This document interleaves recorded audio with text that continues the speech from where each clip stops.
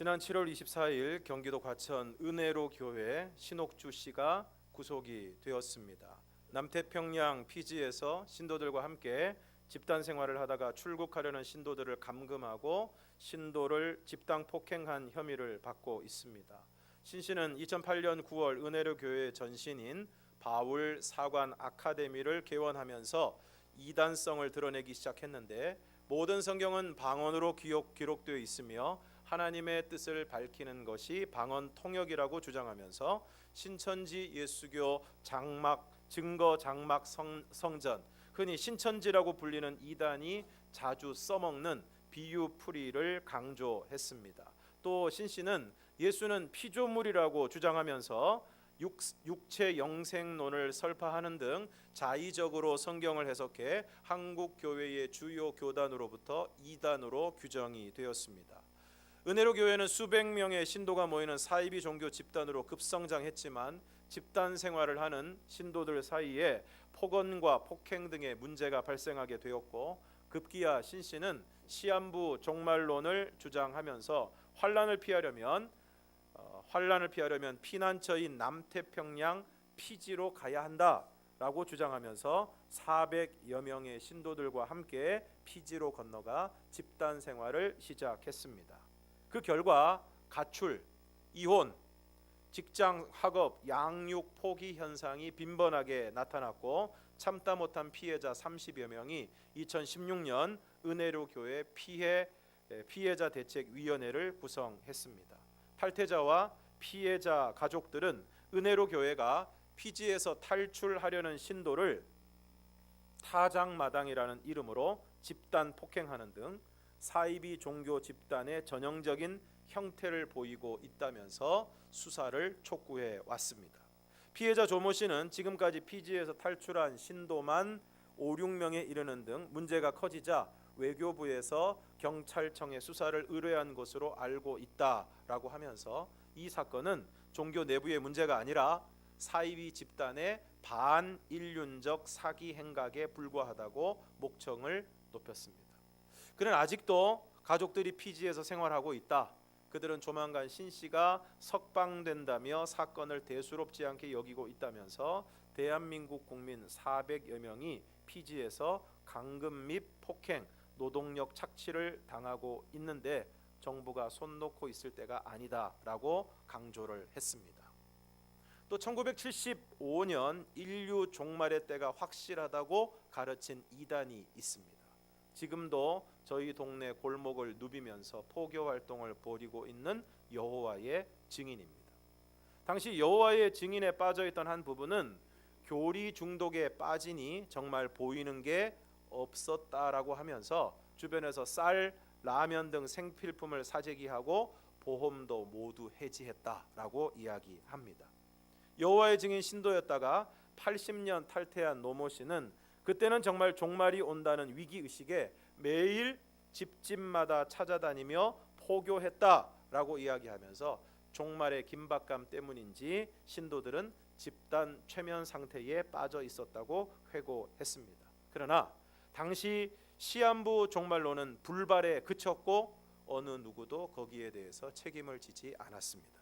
심지어 43년이 지난 지금도 조직은 유지되고 있는데, 노 씨는 그 비결이 신도들의 교리 중독과 본전 심리에 있다고 분석을 했습니다.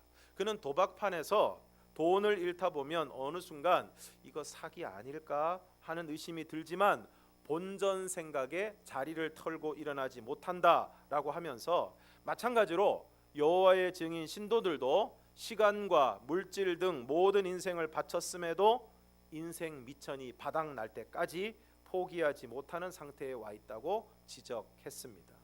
이어 신도들은 울며 겨자 먹기식으로 언젠가 한번 대박이 터질 것이라며 1914년을 기점으로 연대 계산을 하고 있다고 안타까워했습니다. 노씨 부부가 10년 넘게 여호와의 증인 신도로 생활하다가 탈퇴한 것은 그들이 강조하는 행위 구원과 율법주의의 환멸을 느꼈기 때문인데, 성경보다 파수대, 이 여호와의 증인에서 펴내는 간행물이 바로 파수대라는 것이죠. 이 파수대 등 간행물과 조직 지침을 우선시하는 이중성도 참을 수 없었다고 이야기를 합니다. 노 씨는 어느 날 예수의 흔적이 아니라 여호와의 증인 센서가 나를 움직인다는 생각이 엄습했다면서 거짓 종교라 배웠던 정통교회에서 흘러나온 나 같은 죄인 살리신을 듣는 순간 행위 구원의 가식을 벗어 던지게 되었다고 회고했습니다. 노 씨 부부는 탈퇴 후에 참 진리를 찾기 위해서 안식교, 통일교, 몰몬교를 배회하다가 정통교회에서 십자가 구원의 진수를 깨닫게 되었다고 이야기합니다. 노 씨는 한국 사회에 여호와의 증인의 실체를 똑바로 알려야 한다고 당부했습니다. 여호와의 증인은 이탈자에 대해서 공개 책망과 제명 처분, 배교자 낙인 찍기, 가족 간 대화 단절 등으로 철저히 응징한다면서 부모와 자식 간의 대화까지 막는 사이비 종교가 병역을 기피하기 위해 양심이라는 단어를 함부로 들먹여도 되는 것인지 의문이라고 목청을 높였습니다. 이어 여호와의 증인 신도들은 오늘도 사이비 교리에 빠져 맹목적인 충성을 하고 있다면서 그들이 오직 하나님의 은혜로만 구원받는 진리에 눈을 뜨게 된다면 그들의 잘못된 교리는 무너져 내릴 것이라고 이야기했습니다. 오늘 우리가 읽은 본문에 보면 예수님께서 감람산에 앉으셨을 때에 제자들이 조용히 와서 묻습니다. 어느 때에 이런 일이 있겠사오며 또 주의 임하심과 세상 끝에는 무슨 징조가 있사오리이까. 앞서 예수님께서 제자들에게 성전 건물에 대해서 돌 하나도 돌 위에 남지 않고 다 무너질 것이라고 말씀하셨는데 이에 대해서 제자들이 그 때와 징조에 대해서 물은 것입니다. 이에 예수님께서 다음과 같이 대답을 하십니다. 4절과 5절을 함께 읽겠습니다. 시작. 예수께서 대답하여 이르시되 너희가 사람의 미혹을 받지 않도록 주의하라. 많은 사람이 내 이름으로 와서 나는 그리스도라 하여 많은 사람을 미혹하리라. 마지막 때와 그 징조를 묻는 제자들에게 예수님은 가장 먼저 사람의 미혹을 받지 않도록 주의하라고 말씀하십니다. 그리고 이어서 많은 사람이 내 이름으로 와서 이르되 나는 그리스도라 하여 많은 사람을 미혹할 것이라고 말씀하십니다. 한국 기독교 이단 상담소 소장인 진용식 목사님에 의하면 지금 우리나라에 자칭 재림주라고 하는 사람이 너무 많은데 그 가운데서도 신도 1000명 이상의 재림주만 40명이 된다고 합니다. 그 중에서도 흔히 신천지라고 불리는 신천지 예수교 증거 장막 성전의 이만희는 자신만을 재림 예수이자 보혜사 성령이라고 주장합니다. 백마를 타고 계시는 저분이 바로 이만희신데 성경에 보면은 이긴 자가 백마를 타고 온다. 그래서 이단의 교주들은 백마를 타는 것을 참 좋아합니다. 하나님의 교회 또는 세칭 안상홍 증인회는 자신들의 교주였던 안상홍, 사진에 보시는 분이 바로 안상홍 씨인데 이 안상홍을 하나님으로, 그리고 안상홍이 죽은 다음에는 장길자, 이분이 장길자신데 장길자를 하나님의 신부. 여러분 보시기에 어떻게 하나님의 신부처럼 보이십니까? 하늘 어머니로 신격화하여 사람들을 미혹하고 있습니다. 오늘 예수님께서는 분명히 사람의 미혹을 받지 않도록 주의하라고 말씀하십니다. 많은 사람이 내 이름으로 와서 나는 그리스도라 하여 많은 사람을 미혹할 것이라고 말씀하셨는데 우리나라는 정말 대단한 게 한술 더 떠서 자기를 하나님이라고 얘기하는 사람들이 적지 않습니다. 전도관의 박태선 씨도 자신을 하나님이라고 이야기하면서 나중에는 그 집단의 이름을 천부교로 바꿨습니다. 안상홍도 자신을 하나님이라고 주장하고 심지어 장길자는 어머니 하나님으로 불리어지고 있는 것입니다. 어제 설교를 준비하면서 인터넷을 검색하는데 한 인터넷 백과사전에 이렇게 나와 있습니다. 장길자 씨에 대해서 이렇게 소개를 하고 있습니다. 장길자는 대한민국에서 활동 중인 사회운동가이며 하나님의 교회 세계복음선교협회에서 어머니 하나님으로 신앙의 대상이 되는 인물이다. 그러면서 소속에 이렇게 나와 있습니다. 소속 사단법인 국제위러브유 운동본부 명예회장, 사단법인 새생명복지회 회장, 하나님의 교회 세계복음선교협회 어머니 하나님. 제가 보면서 기가 막혔습니다. 떡하니 인터넷에 어머니 하나님이라고 신앙의 대상이라고 나와 있는 것입니다. 또한 거짓 선지자가 많이 일어나 많은 사람들을 미혹할 것이라고 말씀하고 있습니다. 11절을 함께 읽겠습니다. 시작. 거짓 선지자가 많이 일어나 많은 사람을 미혹하겠으며. 신천지의 중심 교리 중 가장 중요한 것은 성경의 예언과 약속이 봉함되어 있다는 봉함의 교리입니다. 그들은 성경에 있는 영생에 이르게 하는 천국의 비밀이 모든 사람에게 열려 있는 것이 아니라 비유나 비사로 봉함되어 있다고 주장을 합니다. 그들에 따르면 성경, 특별히 요한계시록은 암호로 기록된 말씀이고 비유나 비사로 기록된 상징의 말씀입니다. 그래서 이 봉함은 개인이 사사로이 풀 수 없다고 주장을 합니다. 그래서 성경을 읽는 것이 중요한 것이 아니라 비유의 의미를 풀이함을 통해서 참뜻을 아는 것이 중요하다고 이야기하는 것입니다. 그래서 그들은 성경에 나타난 예언과 성취, 비유와 실상 등을 꿰맞추기식의 해석을 통해서 성도들을 미혹합니다. 또 그들이 주장 가운데 대표적인 것이 구원받는 사람의 숫자가 14만 4천 명이다. 14만 4천 명이다.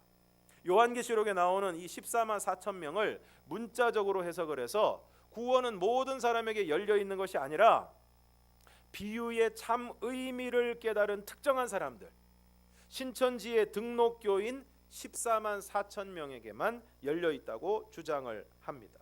그러면 과연 이들의 주장이 맞는지 해당 본문을 한번 살펴보도록 하겠습니다. 요한계시록 7장 4절에서 10절을 함께 읽겠습니다. 시작.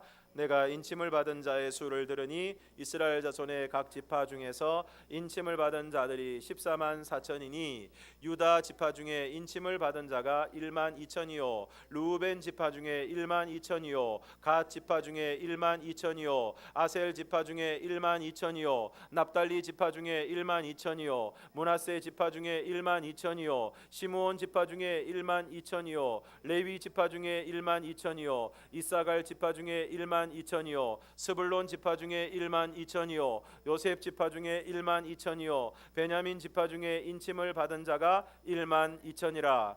이 일 후에 내가 보니 각 나라와 족속과 백성과 방언에서 아무도 능히 셀 수 없는 큰 무리가 나와 흰 옷을 입고 손에 종려가지를 들고 보좌 앞과 어린 양 앞에 서서 큰 소리로 외쳐 이르되 구원하심이 보좌에 앉으신 우리 하나님과 어린 양에게 있도다 하니. 오늘 본문에 대해서 대부분의 학자들은 이 14만 4천이라는 숫자가 하나님의 수인 3, 성부, 성자, 성령, 하나님의 수인 3과 땅과 우주의 수인 동서남북을 비롯한 4를 곱한 수인 12, 12를 한 번 더 곱해서 얻는 144, 그리고 10을 3번 곱한 수인 1000을 곱한 수가 14만 4천이라고 이야기합니다. 여기서 3과 4를 곱한 12는 완전수 혹은 만수를 의미합니다. 그래서 이스라엘의 지파도 12지파, 그리고 예수님의 제자도 12제자, 만수를 의미하고 여기에 다시 12를 곱한 것은 최상의 만수를 의미한다고 합니다. 그리고 10 또한 충만수인데 이것을 3번 곱한 것은 히브리인들의 개념에 있어서 최상의 수, 더 이상 올라갈 수 없는 수를 말하고, 그리고 그러므로 이것은 더 이상 올라갈 수 없는 많다는 것을 표현하는 완전히 충만하고 더 이상 올라갈 수 없는 최고의 수를 의미하는 것입니다. 그러므로 정말 구원받는 사람 한 사람을 세어서 실측한 숫자의 개념이 아니라 만수와 만수를 곱한 더 이상 많을 수 없는 큰 수를 의미하는 것입니다. 그래서 하나님의 택함을 받은 무수히 많은 백성을 뜻하는 상징적인 숫자입니다. 그리고 이것을 4절에 보면 이스라엘 자손의 각 지파 중에서 인침을 받은 자들이고, 9절에 보면 2일 후에 내가 보니 각 나라와 백성과 방언에서 아무도 능히 셀 수 없는 큰 무리가 나와 흰옷을 입고 손에 종려가지를 들고 하나님과 어린 양 예수를 찬양했다고 말씀하고 있는데, 오늘 본문에 보면 여기서 흰옷을 입은 사람은 어떤 사람들입니까? 구원받은 사람들입니다. 흰옷을 입은 사람들은 바로 구원받은 사람들인데, 그 흰옷을 입고 어린 양과 하나님과 어린 양 예수를 찬양하고 있는 사람들의 숫자가 어떠하다고 했습니까? 아무도 능히 셀 수 없는 큰 무리다. 아무도 능히 셀 수 없는 큰 무리다라고 말씀하고 있는 것입니다. 이단의 특징 중에 하나는 무엇입니까? 성경을 전체적으로 보지 않고 자신들의 주장에 필요한 부분만 똑 따다가 14만 4천 명만 똑 따다가 문자 그대로 해석해서 이 숫자 안에 들어가지 못하면 큰일 날 것처럼 해서 사람들을 미혹하고 위협하는 것입니다. 이 숫자에 들어가야 된다. 이 숫자에 들어가야 된다. 이 시간 안에 뭘 해야 된다. 이렇게 사람들을 겁박하면서 그 사람들을 미혹하고 위협하고 있는 것입니다. 이러한 신천지의 계시론과 구원론은 교주인 이만희의 신격화로 자연스럽게 이어집니다. 왜냐하면 봉함의 교리를 가지고 있다고 말씀을 드렸습니다. 그러면 이것을 열 수 있는 사람이 필요한데, 이것을 열 수 있는 유일한 단 한 사람이 누구라는 것입니까? 바로 교주인 이만희라는 것입니다.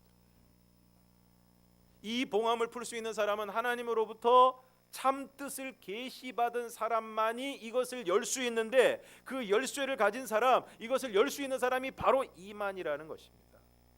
이처럼 신천지는 성경에 대한 자의적인 해석인 비유풀이와 14만 4천 명에 들어가기만 하면 죽지 않고 육체를 가지고 영생불사한다는 교리로 지금도 수많은 사람들을 미혹하고 있는 것입니다. 그리고 하나님의 교회 혹은 안상홍 증인회는 죽은 안상홍을 하나님으로, 장길자를 하나님의 신부 하늘 어머니로 신격화하는 이단입니다. 안상홍은 원래 안식교 출신입니다. 1947년 제7일 안식일 예수 재림교회에 입교를 했는데 1962년 교단으로부터 출교되면서 2년 후인 1964년 부산에서 하나님의 교회 예수 증인회를 만들었습니다. 그리고 안상홍은 교세 확장에 힘써서 포항교회, 풍기교회, 서울교회 등 여러 교회를 세우다가 1985년 뇌졸중으로 사망하게 됩니다. 그런데 보통 이단들이 교주가 죽은 다음에 교세가 약해지는 것과는 달리 이 하나님의 교회 안상홍 증인회는 당시 안상홍의 부인이었던 장길자를 하늘 어머니로 삼아서 더욱 발전하는 형태를 보여주고 있습니다. 추종자들은 본부를 부산에서 서울로 옮겨서 단체명을 하나님의 교회 안상홍 증인회로 개칭하여 활동하다가 이후 그들이 주장한 시한부 종말론, 이단의 특징 중에 하나는 항상 이 시한부 종말론을 주장을 한다는 것입니다. 우리가 TV나 매스컴에서 많이 이야기하지 않아서 잘 몰라서 그렇지, 자기들끼리는 종말 온다고 막 난리를 피우고 포교를 하고 막 그러고 있습니다. 안식교도 그렇고 몰몬교도 그렇고 다 동일합니다. 그래서 이 안상홍 증인회에서도 종말이 온다고 막 떠들었다가 역시 불발이 됐습니다. 그 시한부 종말론의 불발과 그리고 사회적 비판 여론을 의식해서 이름을 바꿨습니다. 하나님의 교회 세계 복음 선교협회. 안상홍을 싹 빼버렸습니다. 그래서 언뜻 들으면 이게 무슨 교회 단체인가? 건전한 교회인가? 착각이 들게 되어 있습니다. 근데 식별할 수 있는 방법이 있습니다. 나중에 설명드리겠지만 이 하나님의 교회는 십자가를 우상으로 여깁니다. 그래서 하나님의 교회 세계 복음 선교협회라고 쓰여 있고 십자가가 없는 곳이 바로 하나님의 교회입니다. 이들의 교회는 교주 안상홍이 안식교 출신이기 때문에 토요일을 안식일로 지킬 것을 주장하고 구약의 모든 절기를 준수해야 된다고 가르치는데, 특히 안식일과 더불어 유월절 절기를 지켜야 한다고 주장합니다. 그런데 이에 대해서 성경은 무엇이라고 말씀하고 있는지 골로새서 2장 16절과 17절을 함께 읽겠습니다. 시작. 그러므로 먹고 마시는 것과 절기나 초하루나 안식일을 이유로 누구든지 너희를 이것들은 장래일의 그림자이나 몸은 그리스도의 것이니라. 말씀 그대로, 오늘 이 말씀 굉장히 중요한 말씀인데, 말씀 그대로 먹고 마시는 것, 이것은 레위기 11장에 나오는 모세의 율법에 나오는 음식에 대한 규례. 신기하게도 또 레위기 11장이라 어떤 분들은 요거를 12를 젓가락장이다 이렇게 부르는데, 음식에 대한 규례가 나와 있습니다. 뭐는 먹고 뭐는 먹어서는 안 된다. 그래서 예를 들어서 보통 짐승들은 되새김질하고 쪽발이 갈라져 있는 것은 먹을 수 있습니다. 대신에 둘 중에 하나가 안 되는 것은 먹을 수가 없습니다. 그래서 돼지를 못 먹는 것입니다. 쪽발이 갈라져 있는데 뭐를 안 합니까? 되새김질을 안 하는 것입니다. 그래서 못 먹는다. 이렇게 이야기하고 있는 것이 바로 레위기 11장입니다. 무슨 음식은 먹고 무슨 음식은 먹지 말아야 한다는 규례입니다. 그리고 절기, 유월절, 칠칠절, 초막절을 비롯한 여러 절기들, 월삭이라고 하는 초하루, 그리고 안식일을 이유로 누구든지 너희를 비판하지 못하게 하라는 것입니다. 왜냐하면 이것들은 장래일의 그림자인데 몸은 그리스도의 것이라는 것입니다. 이 모든 것들이 예수님이 오시기 전에 예수님과 예수님이 하실 일을 보여주는 그림자, 예표였는데 몸은 그리스도의 것이다. 여기서 몸의 의미는 무엇입니까? 실체라는 것입니다. 이전에 그 모든 것들이, 그 모든 규례와 그 모든 제도들, 그 모든 절기들이 예수님과 예수님이 오셔서 하실 구원의 역사를 보여주는 그림자, 예표였는데, 예고편이었는데, 이제 그 모든 것의 몸이 되시는, 실체가 되시는 예수님이 이 땅에 오셔서 그 구원의 역사를 이루셨기 때문에 더 이상 그 그림자, 그 예고편은 더 이상 필요하지 않다는 것입니다. 영화를 보기 전에 예고편을 보는 것이지, 영화 다 보고 난 다음에도 예고편을 자꾸 보는 사람은 이상한 사람입니다. 그 실체가 되시는 예수 그리스도께서 그 모든 것들을 이루셨기 때문에 이제 그림자는 더 이상 필요하지 않다는 것입니다. 디모데전서 4장 1절에서 5절을 함께 읽겠습니다. 시작. 그러나 성령이 밝히 말씀하시기를 후일에 어떤 사람들이 미혹하는 영과 귀신의 가르침을 따르리라 하셨으니 자기 양심이 화의를 맞아서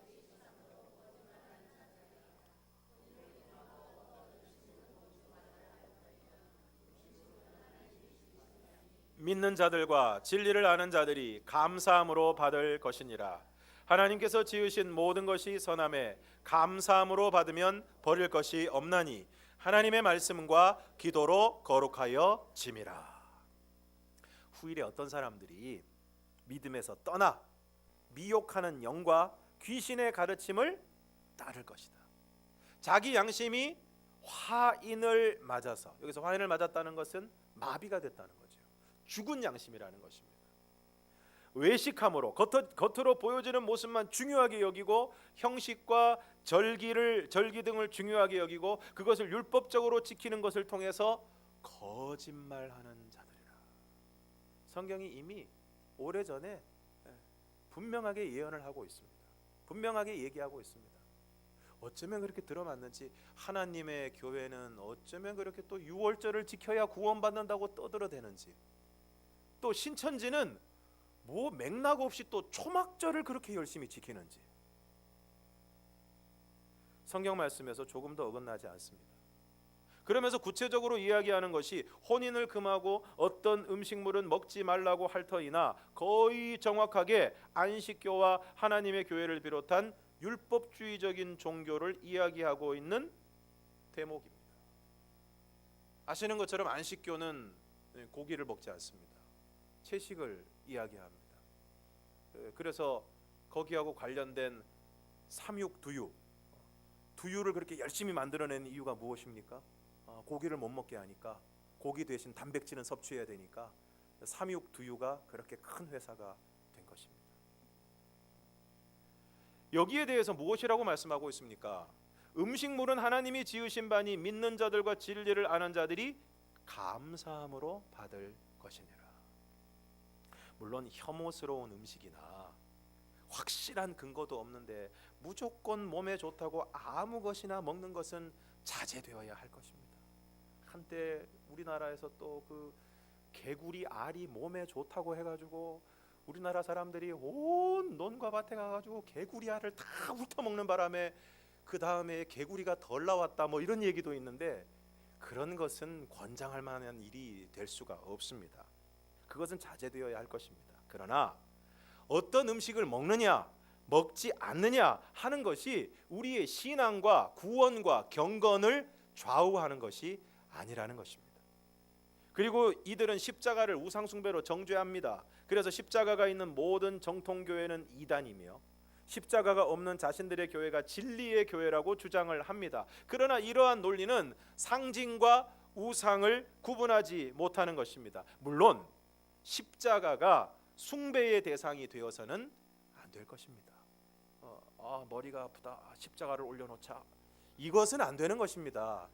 그리고 차에다가 뒤에 보지도 않으면서 성경책을 놓아두시는 분들이 있습니다. 성경책 놓아두면 사고가 덜 나지 않을까, 이런 마음으로 성경책을 놓아둔다면 그것도 우상숭배라고 이야기할 수 있습니다. 하나님이 지켜주시는 것이지 성경책이 지켜주는 것이 아닙니다. 십자가 목걸이를 메고 다닌다고 해서 뭐가 되는 게 아닙니다. 귀걸이를 하고 다닌다고 해서 귀가 예뻐지는 것이 아닙니다. 이것은 상징일 뿐입니다. 십자가는 그리스도께서 우리의 죄를 대속하셨다는 대속의 은혜와 뗄 수 없는 구속의 상징이자 하나님이 우리를 사랑하신다는 사랑의 상징입니다. 우리는 그 십자가를 바라볼 때마다 우리를 구원하시기 위해 십자가에서 죽으신 예수님과 그 예수님을 십자가에 내어 주시기까지 우리를 사랑하여 주신 하나님의 은혜를 기억하고 감사하는 것이지, 그것 자체를 숭배하는 것은 아닌 것입니다. 오히려 안상홍과 장길자의 사진을 함께 걸어두고 예배드릴 때 여기는 안상홍, 여기는 장길자, 아까 여러분 사진 보신 대로 떡하니 걸어놓고 하나는 아버지 하나님이고 하나는 어머니 하나님, 찬송가도 그 사람을 높이는 찬송을 부릅니다. 우리가 하나님 넣는 자리에 그 사람들은 안상홍 하나님을 넣습니다. 그래서 찬송을 부릅니다. 기가 막힙니다.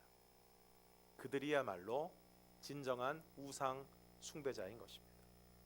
또 우리 주변에 많이 보여지는 구원파 이단이 있습니다. 구원파는 세 가지로, 세 집단으로 구분이 됩니다.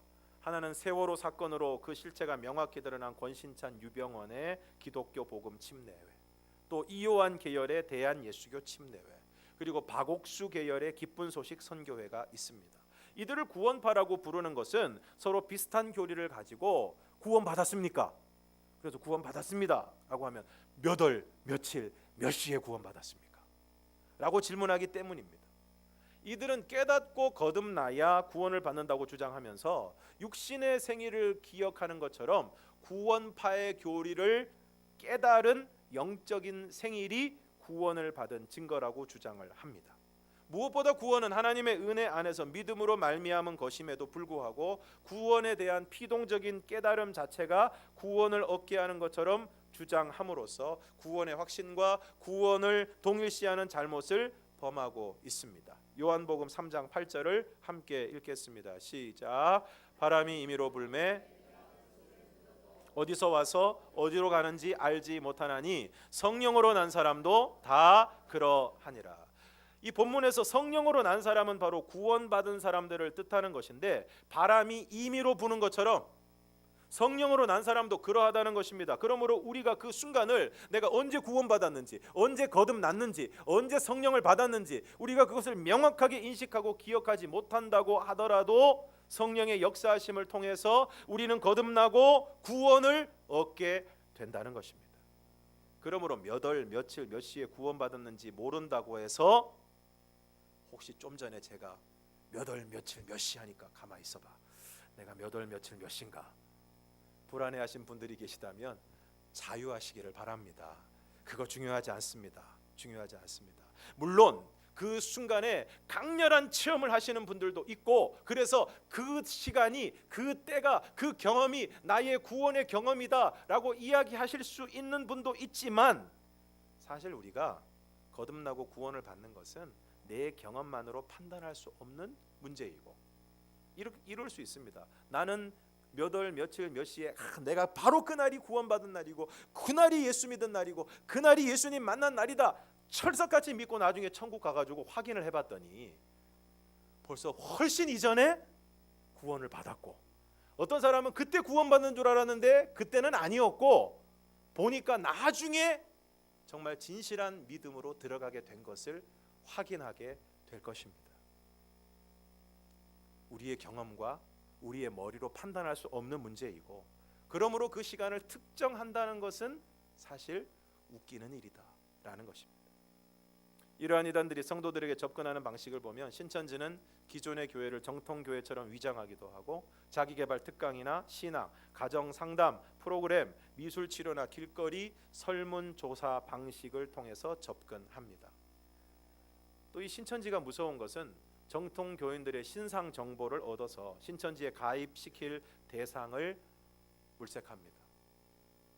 적당한 대상을 찾으면 다양한 방법으로 접근합니다.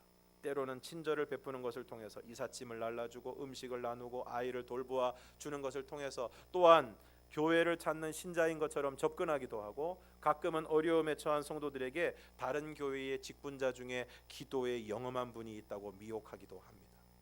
친분이 쌓이면 그 교회, 그들이 다니는 교회를 서서히 비판하면서 목회자와 교인 사이를 이간하고, 목회자의 설교나 성경 공부에 불만을 제기하면서 어느 정도 밀접한 인간관계가 형성이 되면 반드시 외부 성경 공부를 권유합니다. 이단 전문가들이 말씀하시는 것을 들어보면 외부 성경 공부에 참여하지만 않으면 이단에 빠질 가능성은 거의 없다라고 이야기를 하고 있습니다. 이들은 정통교회를 자신들이 그 가운데 있는 알곡을 추수해야 될 추수밭이라고 하고, 자신들이 그 목적을 달성하기 위해 거짓말을 하는 것을 모략이라고 합니다. 그래서 정통교회의 교인을 빼내기 위해 거짓말을 하고 속이는 것에 가책을 느끼지 않는 것입니다. 또한 하나님의 교회는 보통 2인이 짝이 되어 가정집을 방문하거나 길거리에서 설문지를 통한 설문조사로 포교 활동을 합니다.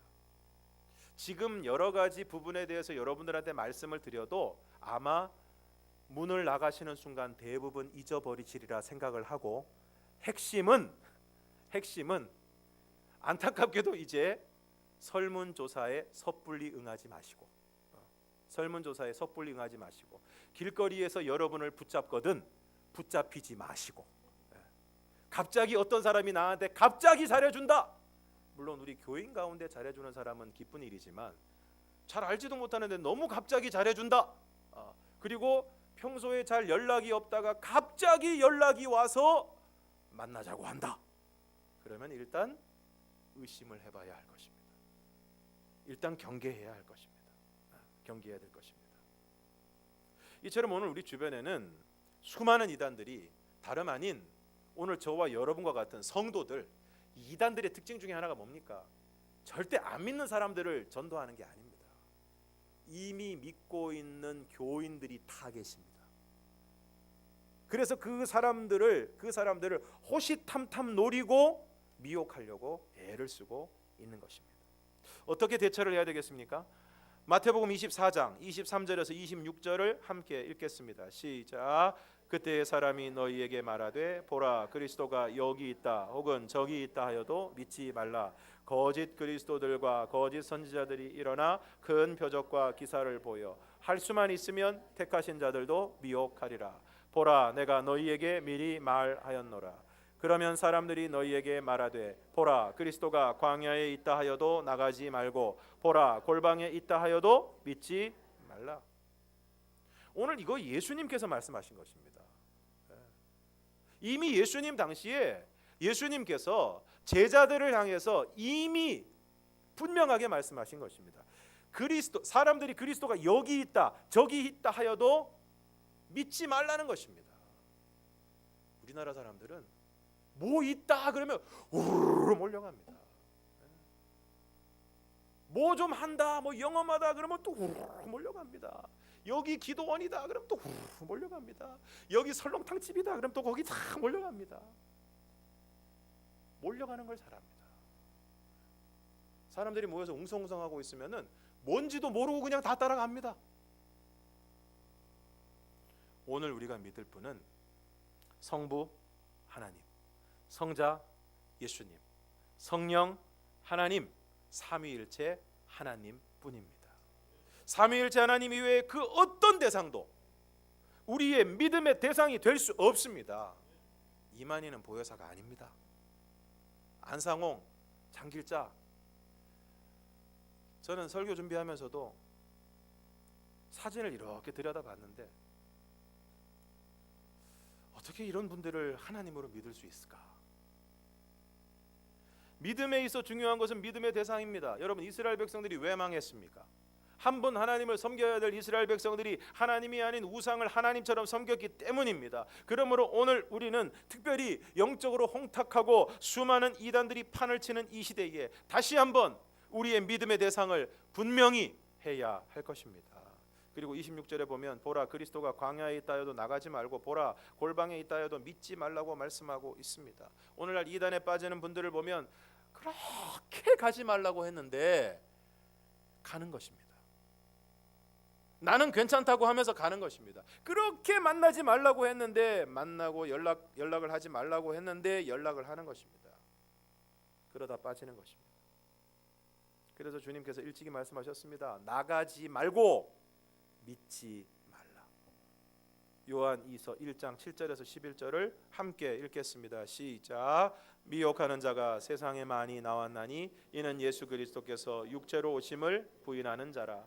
이런 자가 미혹하는 자요 적 그리스도니 너희는 스스로 삼가 우리가 일한 것을 잃지 말고 오직 온전한 상을 받으라. 지나쳐 그리스도의 교훈 안에 거하지 아니하는 자는 다 하나님을 모시지 못하되 교훈 안에 거하는 그 사람은 아버지와 아들을 모시느니라. 누구든지 이 교훈을 가지지 않고 너희에게 나아가거든 그를 집에 들이지도 말고 인사도 하지 말라. 그에게 인사하는 자는 그 악한 일에 참여하는 자임이라. 누구든지 이 교훈을 가지지 않고 너희에게 나아가거든 그를 집에 들이지도 말고 인사도 하지 말라. 그에게 인사하는 자는 그 악한 일에 참여하는 자입니다. 아주 철저한 대응을 말씀하고 있습니다.